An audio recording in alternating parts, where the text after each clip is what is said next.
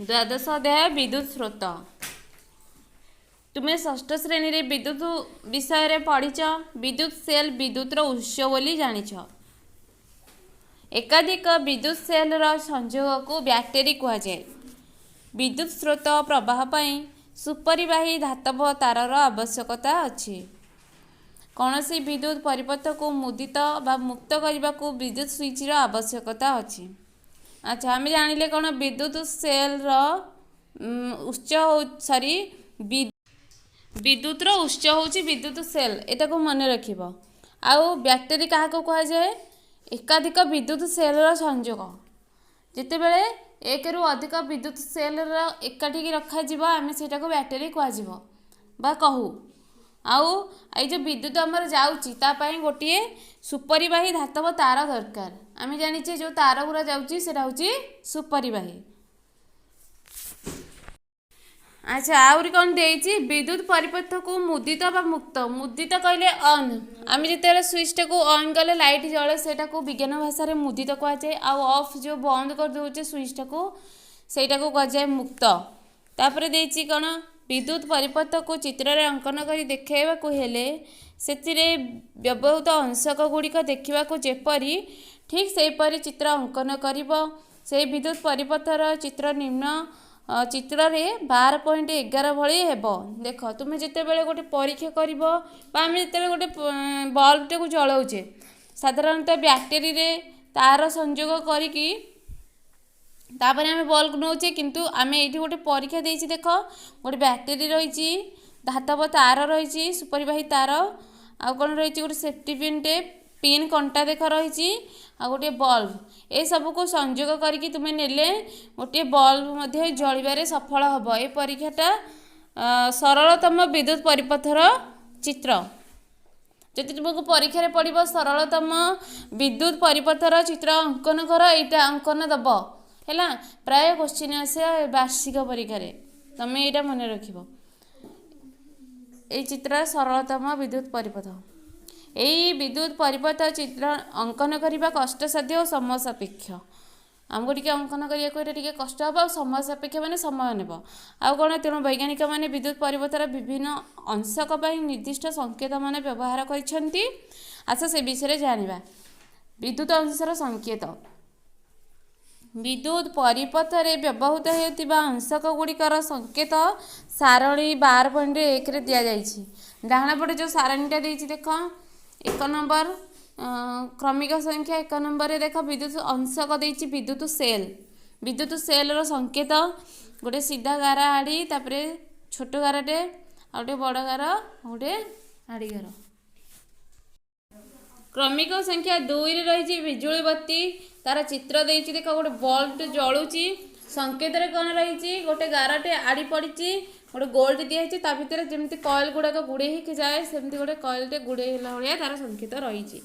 3 number रे विद्युत switch मुदित अवस्था मुदित कहले ऑन अवस्था माने जिते लाइट जले देख तार दीटा जो सीधा अच्छी ऊपर गोटे सरु तारटे लगिकी रही है तले देख विद्युत स्विच मुक्त अवस्था ठीक सेमती चित्र किंतु से तार सहित न लगिकी ऊपर को उठी जाइए मुक्त हो जाए तो एमती मुक्त रही आमर लाइट साधारणतः जलबनी।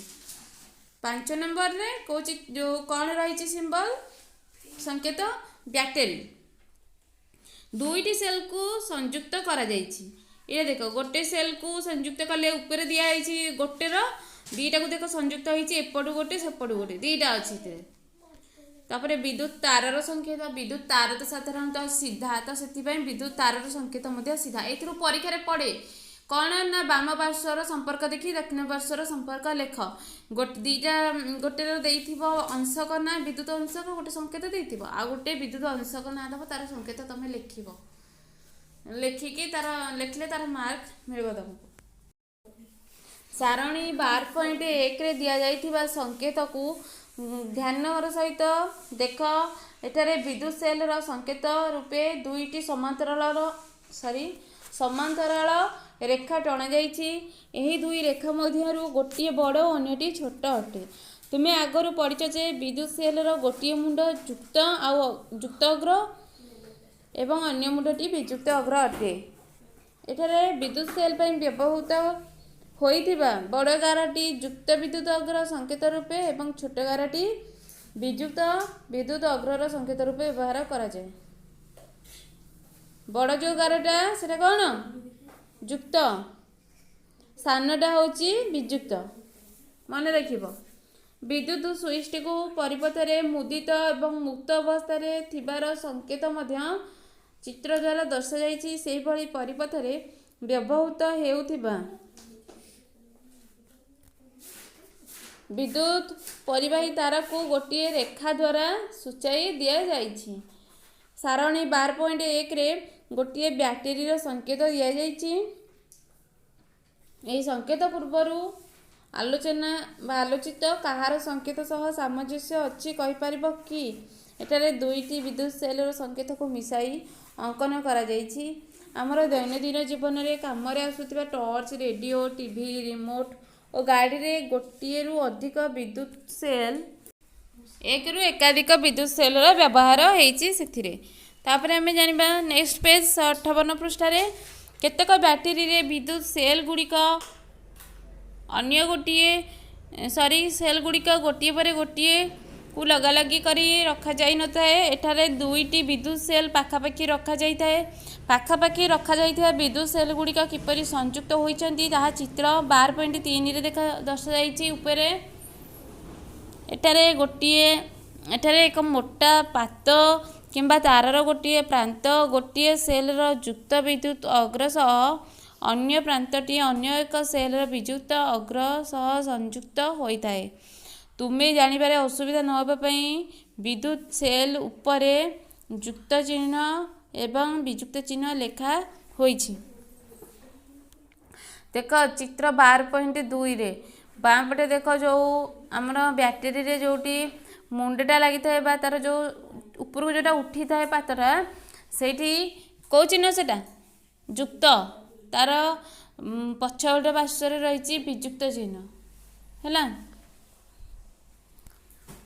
ତାପରେ ଦେଖିବା ତୁମର ବିଭିନ୍ନ କାମ ପାଇଁ ବିଦ୍ୟୁତ ସେଲ୍କୁ ବ୍ୟାଟେରୀ ରୂପେ ଧରି ରଖିବାକୁ ଗୋଟିଏ ସେଲ୍ ହୋଲ୍ଡର ବା ପରିଧାନୀର ଆବଶ୍ୟକତା ଥାଏ। ତୁମେ ମଧ୍ୟ 12.4 ପରି ଗୋଟିଏ ସେଲ୍ ହୋଲ୍ଡର ବା ପରିଧାନୀ ପ୍ରସ୍ତୁତ କରିପାରିବ। ଏଥିରେ ଗୋଟିଏ କାଠ ପଟା, ଦୁଇଟି ଲୁହା ଷ୍ଟ୍ରିପ୍ ବା ପାତ ଏବଂ ଗୋଟିଏ ରବର ବ୍ୟାଣ୍ଡ ବ୍ୟବହୃତ ହୋଇଛି। ଏହି ରବର ବ୍ୟାଣ୍ଡ ସେଲ୍ ଗୁଡ଼ିକୁ ଦୃଢ଼ ଭାବରେ ଧରି ରଖିଥାଏ। ତମେ କିପରି ଭାବରେ ଗୋଟିଏ ପରିଧାନୀ ତିଆରି କରିପାରିବ ବା ହୋଲ୍ଡର ସେଇଟା ଏଇଠି ଦେଇଛି। ତୁମେ ମଧ୍ୟ ବଜାରରୁ ସେଲ୍ ପରିଧାନୀ କିଣି ଆଣିପାରିବ। ମାତ୍ର ସେଲ୍ ପରିଧାନୀରେ ସେଲ୍ ଗୁଡ଼ିକ ଠିକ୍ ଭାବରେ ସଂଯୁକ୍ତ କରିବ ଯେପରିକି ଗୋଟିକର ଯୁକ୍ତ ବିଦ୍ୟୁତ ଅଗ୍ର ଅନ୍ୟଟିର ବିଯୁକ୍ତ ବିଦ୍ୟୁତ ଅଗ୍ର ସହ ସଂଯୁକ୍ତ ହୋଇଥିବ। ସଂଯୁକ୍ତ କହିଲେ ଏକାଠି ଲାଗିଥିବ। ସେଲ୍ ପରିଧାନୀରେ ଥିବା ଦୁଇଟି ଧାତବ ପାତ ସହ ବିଦ୍ୟୁତ ପରିବାହୀ ତାର ସଂଯୋଗ କର। ଏହା ଚିତ୍ର 12.5ରେ ପ୍ରଦର୍ଶିତ ହୋଇଛି ବା ଦେଖେଇଛି। ଏଇଠି ଦେଖ 12.5 ଚିତ୍ର। ସ୍କୁଟର, ବସ୍, ଟ୍ରକ୍, ଟ୍ରାକ୍ଟର ଓ ଇନଭର୍ଟର ଇତ୍ୟାଦି ବ୍ୟାଟେରୀ ମଧ୍ୟ କେତେକ ସେଲ୍କୁ ନେଇ ଗଠିତ। ଆମେ ଯେଉଁ ମୋବାଇଲରେ ବି ଯେଉଁ ବ୍ୟାଟେରୀ ଲାଗିଛି ସେଗୁଡ଼ାକ ଏକାଧିକ ସେଲ୍ର ସଂଯୋଗ, ଆଉ କିଛି ଅଲଗା ନୁହଁ। ଆମେ ଯେଉଁ ଇନଭର୍ଟର ବି ଘରେ ବ୍ୟବହାର କରୁଛେ ବ୍ୟାଟେରୀ ଗୁଡ଼ିକ, ସେଗୁଡ଼ିକ ଏକାଧିକ ସେଲ୍ର ସଂଯୋଗରେ ହେଇଛି, ଯାହାଫଳରେ ସେଇଟା ସେଲ୍ ଗୁଡ଼ାକରୁ ଚାର୍ଜ ସରିଗଲେ ଆମେ ଆଉଥରେ ଚାର୍ଜ କରିବାକୁ ପଡ଼ୁଛି। ଆଉ କ'ଣ ସ୍କୁଟର ସବୁ ଯେଉଁ ବାହାରୁଛି ବ୍ୟାଟେରୀ ସ୍କୁଟର ଗୁଡ଼ାକ, ସ୍କୁଟର ବ୍ୟାଟେରୀ ସେଥିରେ ଲାଗିଛି, ସ୍କୁଟି ଗୁଡ଼ିକ ବି ବାହାରିଲାଣି। ଆଉ ଟ୍ରକରେ ବି ବ୍ୟାଟେରୀ ଲାଗିଛି। ତ ସେଇଟା ଚାର୍ଜ ନହେଲେ ସେଥିରୁ ସେଲ୍ ଗୁଡ଼ାକରୁ ଚାର୍ଜ ସରିଗଲେ ଆଉ ଚାଲିବନି। ଯଦି ତୁମେ ତାକୁ ପୁଣି ଚାର୍ଜ କରିଦେବ ସେ ସେଲ୍ ଗୁଡ଼ିକ ପୁଣି ଥରେ ଫୁଲ୍ ହେଇଗଲେ ଚାଲିବ। ଦେଖ ଏଇଟା ଟ୍ରକ୍ ବ୍ୟାଟେରୀର ଚିତ୍ର, ଟ୍ରକରେ ଯେଉଁ ବ୍ୟାଟେରୀ ଲାଗେ ସେ ଚିତ୍ରଟା ଦେଇଛି ହେଲା। ତାପରେ ଦେଖିବା ଗୋଟିଏ ବିଦ୍ୟୁତ ପରିପଥର ଚିତ୍ର ଦେଖ ଦେଇଛି। ପ୍ରଥମେ ଗୋଟେ ବିଦ୍ୟୁତ ସେଲ୍ ବା ବ୍ୟାଟେରୀଟେ ଲାଗିଛି। ଓଡ଼ିଆରେ ବିଦ୍ୟୁତ ସେଲ୍, ଇଂଲିଶରେ ଆମେ ବ୍ୟାଟେରୀ କହୁଛେ ହେଲା। ତାପରେ ଗୋଟେ ସେଫ୍ଟି ପିନ୍ ନିଆଯାଇଛି, ଗୋଟିଏ ତାରକୁ ନେଇକରି ସଂଯୋଗ କରାଯାଇଛି। ଡାଇରେକ୍ଟ ଗୋଟେ ବଲ୍ବକୁ ଯଦି ଆମେ ଯୋଡ଼ିଦେବା ତାହେଲେ ବଲ୍ବଟି ଜଳିବ ହେଲା। ତମେ ସିଧାସଳଖ ଭାବରେ ଏଇ ପରୀକ୍ଷାଟି କରିବ ନାହିଁ, କାରଣ ଏଥିରେ କରେଣ୍ଟ ମାରିବାର ବି ସମ୍ଭାବନା ବହୁତ ଅଛି। ତାପରେ ମୁଦିତ ବିଦ୍ୟୁତ୍ ପରିପଥ